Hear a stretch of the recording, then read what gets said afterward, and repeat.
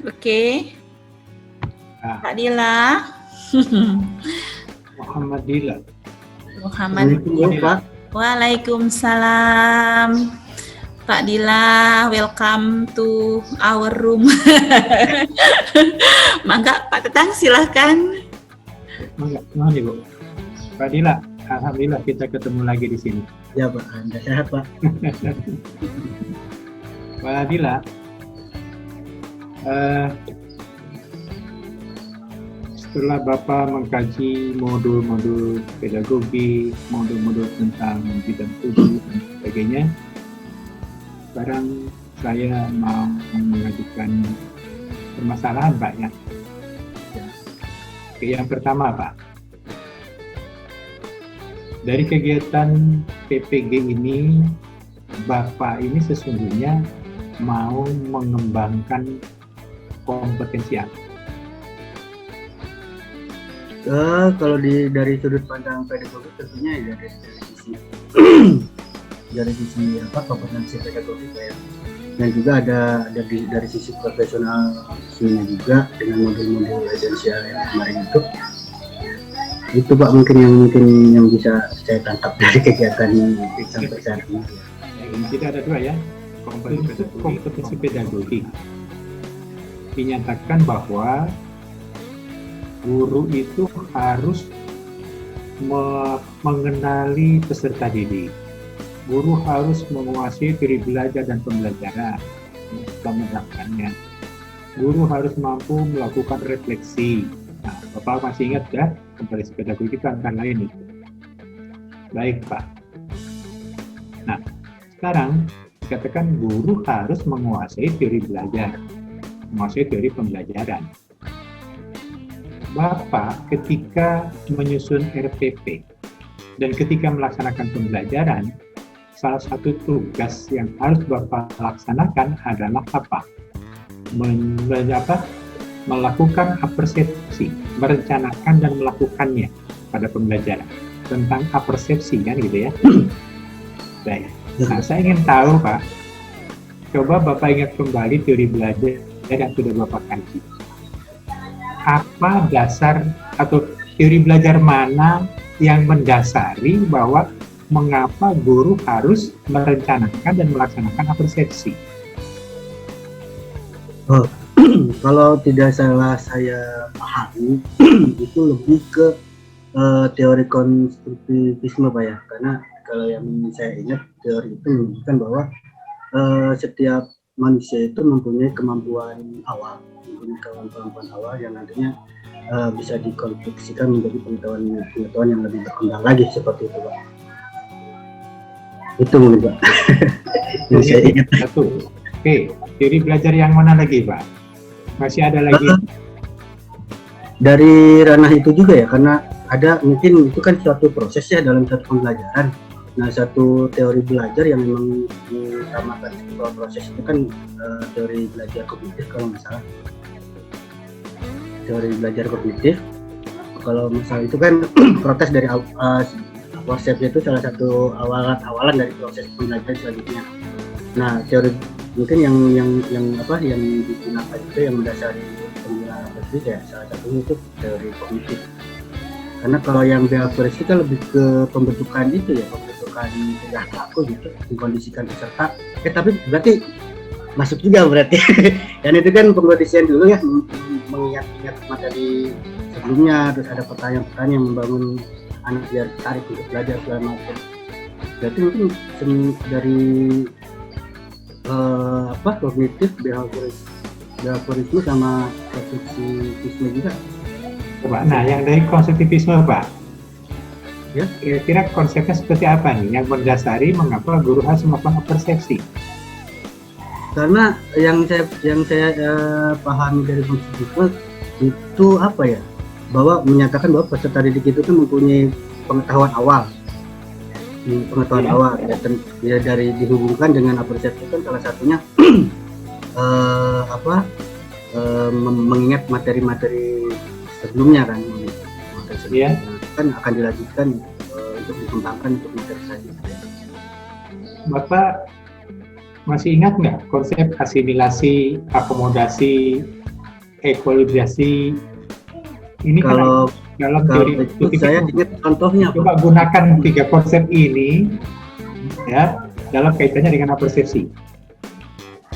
Misalkan gini, dicontohkan dalam misalkan dalam matematika ya, misalkan syaratnya itu adalah misalkan apa namanya ruang misalkan yang misalnya saya itu. Nah di situ kan misalkan kita dari asimilasinya itu adalah itu mengenalkan bangun ruang yang tadinya kita mengajarkan bangun datar kan, terus mengajarkan pengetahuan baru itu disebut asimilasi. Nanti kelanjutannya itu apa sih setelah asimilasi saya lupa tuh. Tapi ketika kita menggunakan pembelajaran baru itu kan apa namanya melanjutkan pengetahuan awal tadi. Terus tahap ketiga itu seperti yang kita mengevaluasinya, berarti itu mempunyai pengetahuan baru gitu tentang dari Oke, sekarang tadi bangun ruang, Pak ya, kebetulan nih ada ahlinya di sini, Bu Hafid ini. Ruang. Kebetulan bahan ajar juga saya beli bangun ruang karena Oke, Pak Muhammad. Nah, bangun ruang misalnya tadi ya. Nah, coba kan Bapak diminta untuk melakukan persepsi agar pengetahuan yang sudah dimiliki siswa nyambung dengan pengetahuan yang akan dipelajari siswa. Kalau pengetahuan yang sudah dimiliki nyambung dengan pengetahuan yang akan dipelajari, itu namanya akan terjadi apa, Pak?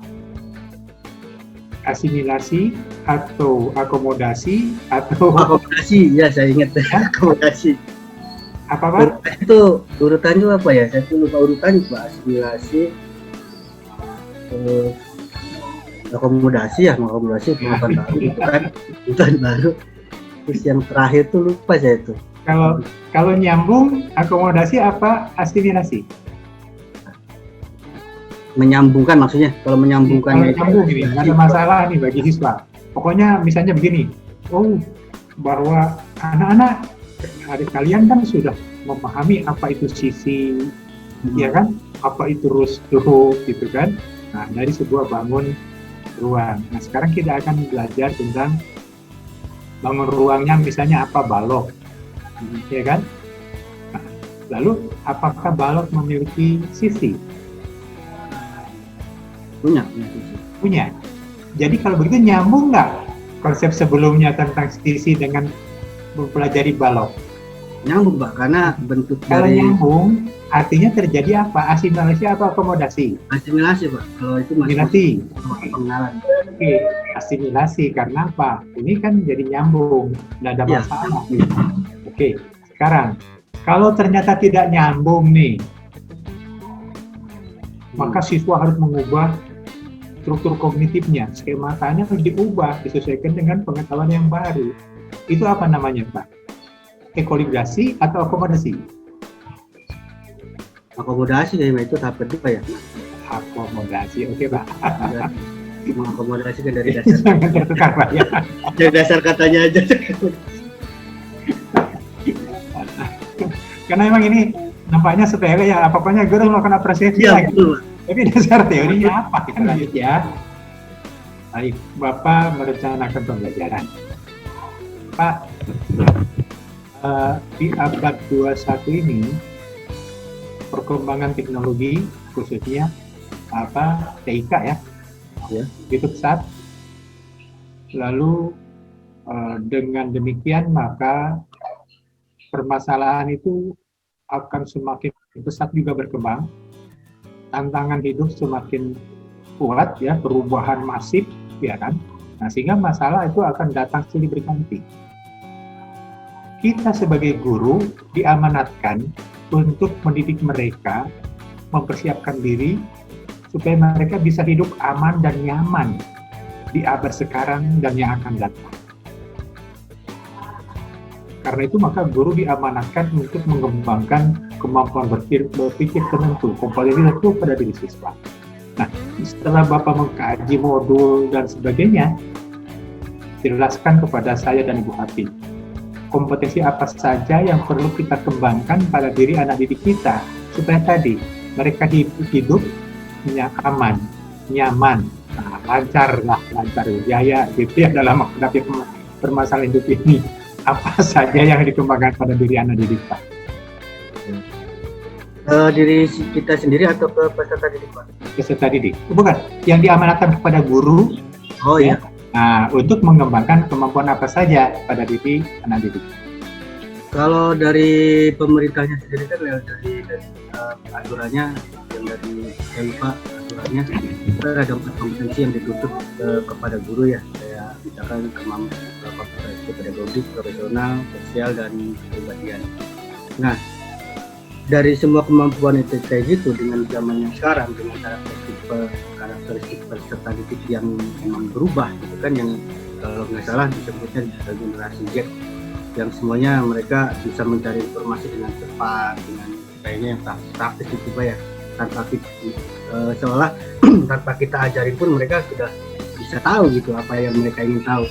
Nah di situ juga disitulah peran guru bukannya malah berkurang kalau menurut saya, tapi memang justru bertambah, terutama untuk membimbing siswa menggunakan semua fasilitas teknologi yang sekarang sudah berkembang pesat, baik di media sosial maupun media lainnya, untuk bisa membimbing mereka menggunakan dengan cara yang baik, dengan cara yang benar, dan tidak istilah idiom negatifnya tersesat gitu.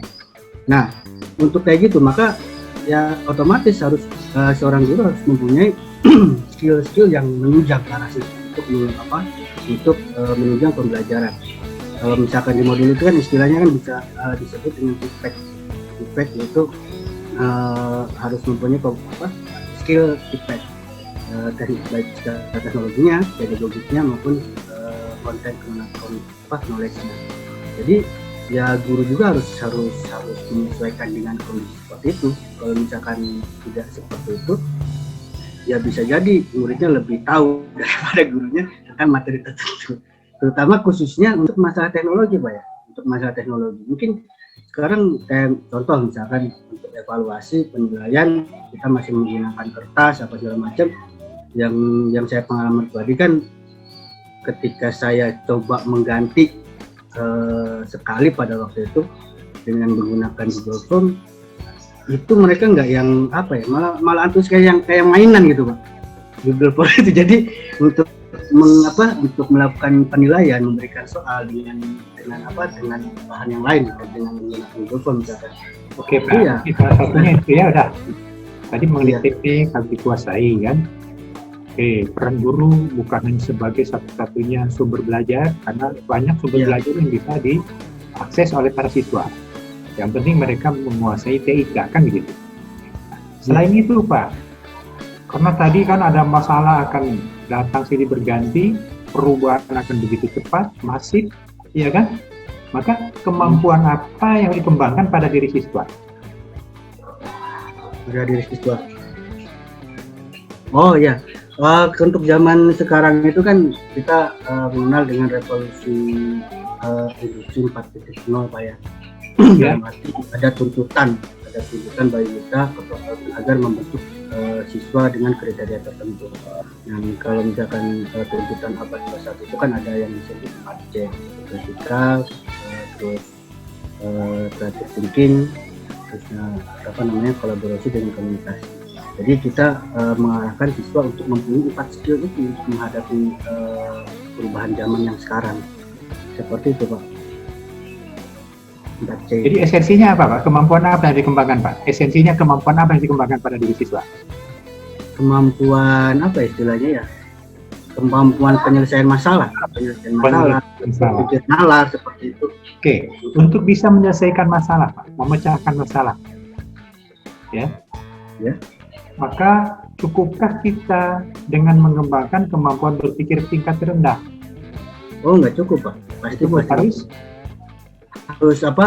dalam satu pembelajaran itu kan ada prasyarat atau segala macam. Itu kan penting juga Pak.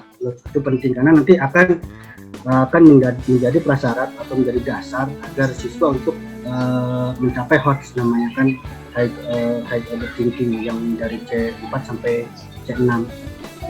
Jadi kalau menurut saya sih bukan hanya kita mengembangkan lalu dipaksakan ke HOTS gitu ya, tapi juga penting karena itu sebagai dasar agar siswa itu bisa ke arah HOTS gitu. Terus, oke, kalau begitu, maka model pembelajaran apa yang dikembangkan oleh guru dalam rangka mengembangkan kemampuan-kemampuan tadi? Nah, ini yang menarik Pak dari kegiatan selama ini ya. Kalau saya sampai terakhir saya baca ulang dari pengembangan FPP kemarin. Jadi sebenarnya saat ada dua model pembelajaran yang sebenarnya merangkum semua dari yang TIPEK, CETIM, tuntutan abad 21, semua yang dipelajari dari awal itu sebenarnya terangkum dalam dua model pembelajaran yaitu PBL dan PJBL. Jadi kalau saya sendiri ya kemarin juga sempat mengusulkan akan alangkah lebih baiknya jika ada kegiatan seperti ini kita fokuskan ke PBL dan PJBL. Itu menurut saya sih merangkum semua. Jadi itu model pembelajaran yang ya. Iya.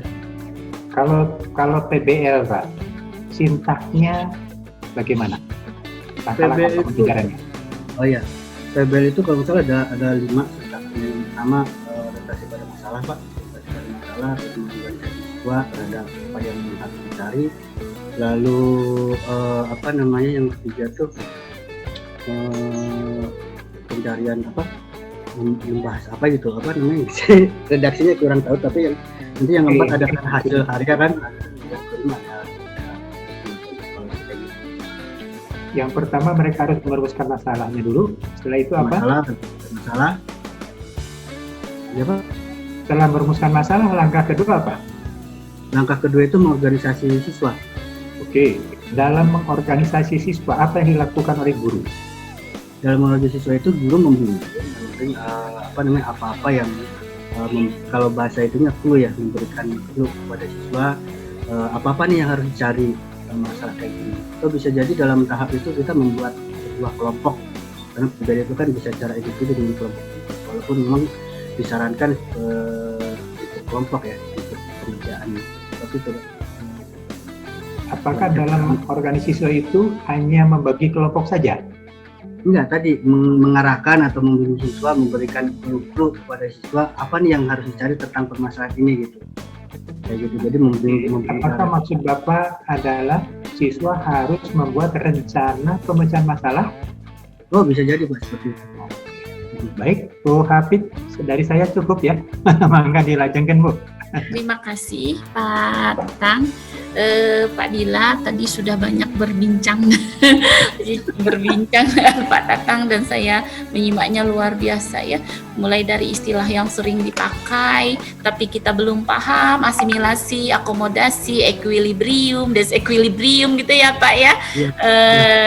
Memang itu istilah-istilah yang sebenarnya akrab di telinga, tetapi anehnya sering salah paham gitu ya, salah dipahami. Pak Dila tadi menyebut soal geometri ya. Nah, di dalam materi esensial ya Pak Dila ya, materi esensial salah satunya yang harus dikuasai oleh guru kelas itu adalah materi konten matematik ya Pak Dila ya. Nah, Pak Dila bisa tidak dalam materi esensial tersebut menyebutkan sebuah contoh, misalkan rancangan bahan ajar gitu ya, rancangan bahan ajar yang dibuat oleh Pak Dila untuk meningkatkan kemampuan tingkat tinggi siswa gitu. Nah, kan anak-anak tuh membutuhkan bahan ajar ya atau materi ajar ya. Nah, ketika belajar geometri itu kira-kira bahan ajar seperti apa yang akan disajikan Pak Dila untuk mengasah hotnya siswa gitu. Hot tahu kan Pak Dila ya, hot itu apa? Hot, ya, panas.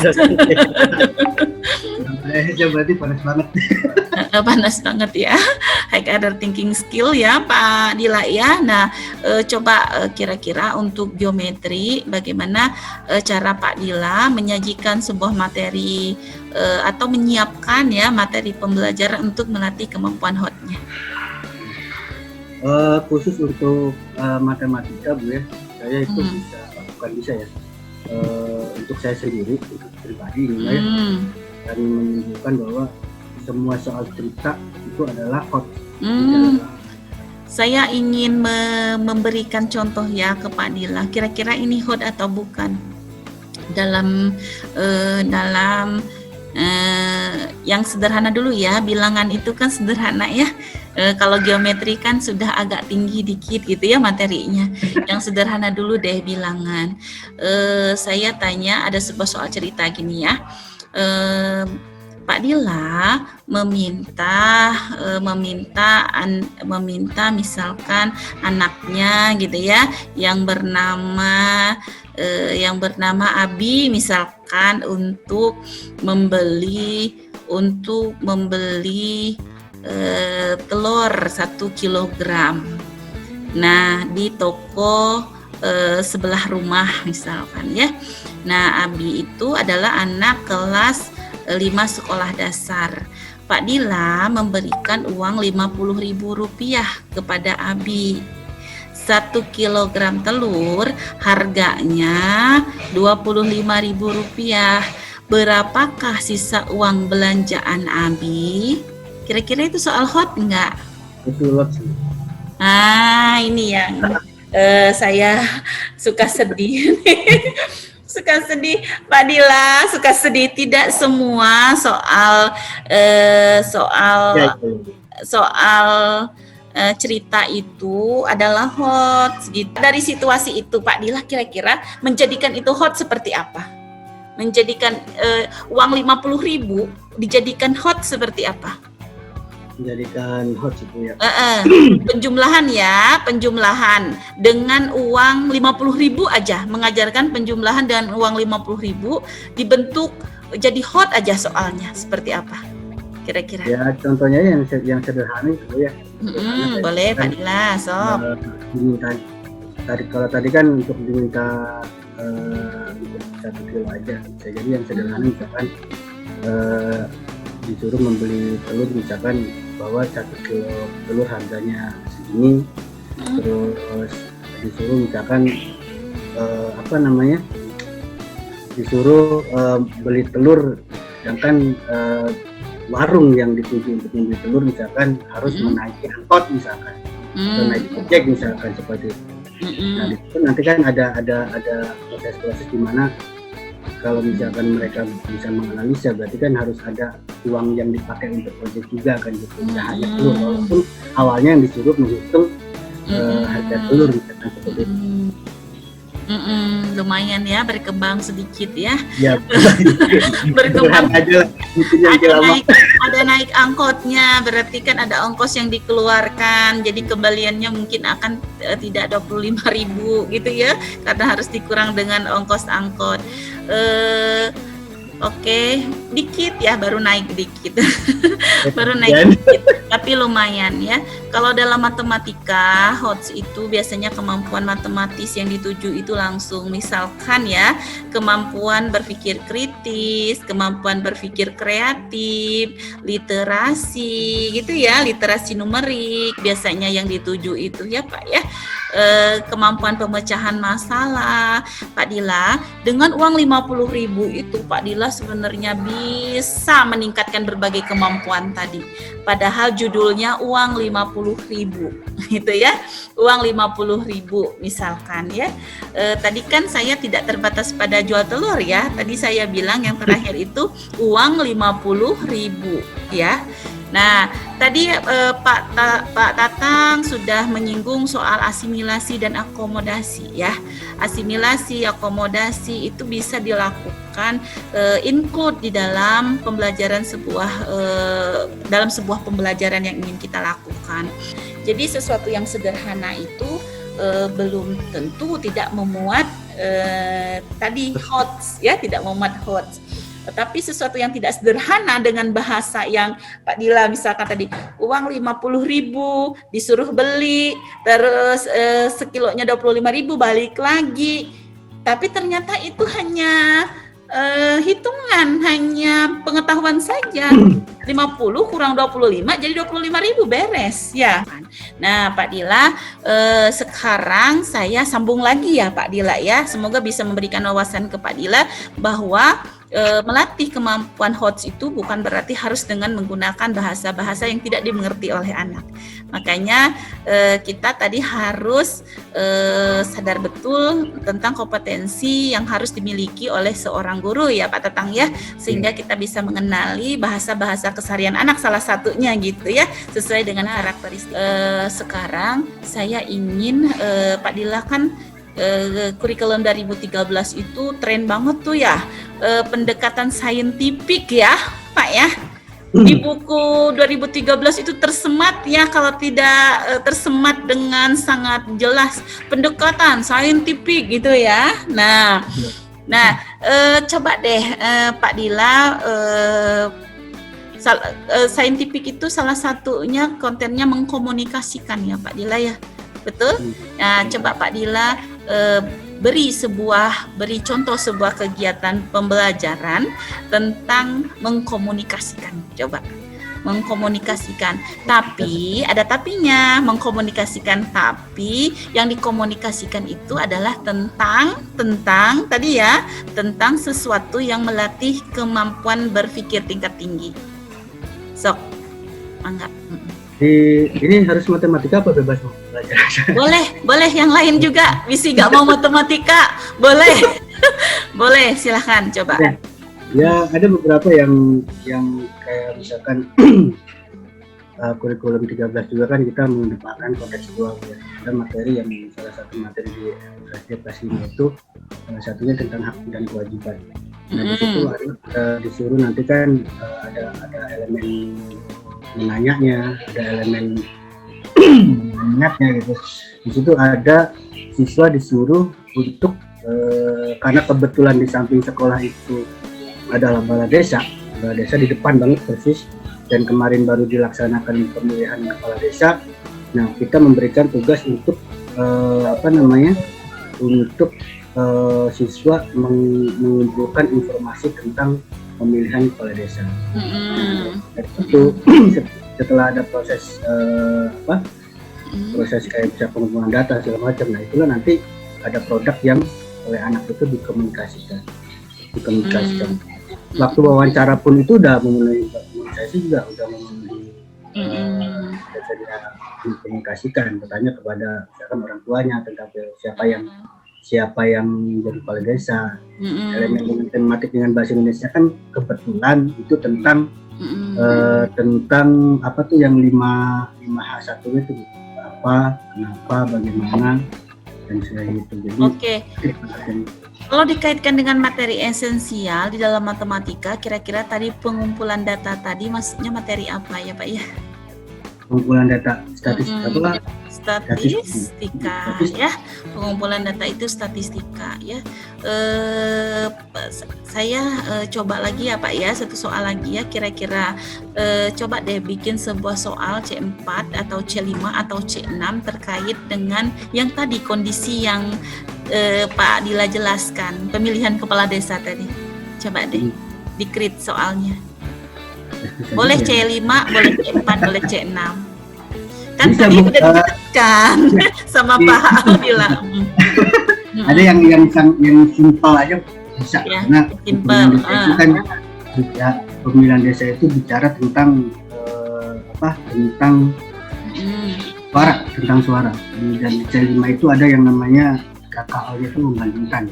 Kita anak-anak menganalisa, menganalisa juga masuk kan, menganalisa perolehan suara dari yang kontestan itu.